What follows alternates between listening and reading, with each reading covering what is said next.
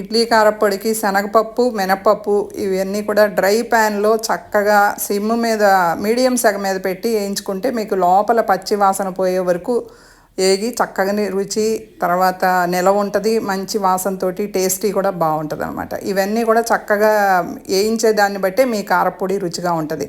నువ్వులు, వేరుశనగ గుళ్ళు, పెసరపప్పు ఇవన్నీ 2 రకాల ఎండుమిరపకాయలు వేస్తున్నాం. ఒకటి కారం ఉన్నది, ఒకటి కారం లేనిది. కారం లేనిది మనకి కలర్ కోసం, అది మీ ఇష్టం అనమాట. ధనియాలు ఇవన్నీ వేగిన తర్వాత లాస్ట్లో జీలకర్ర ఎక్కువసేపు వేయించే అవసరం లేదు. అలాగే ఫ్రెష్గా ఉన్న కరివేపాకు మంచి సువాసన వచ్చేదైతే బాగుంటుంది. ఇంగువ వేస్తున్నాం మేము. ఇంగువ మీకు ఇష్టం లేకపోతే వెల్లుల్లిపాయలు వేసుకోండి, బాగుంటుంది అది కూడా.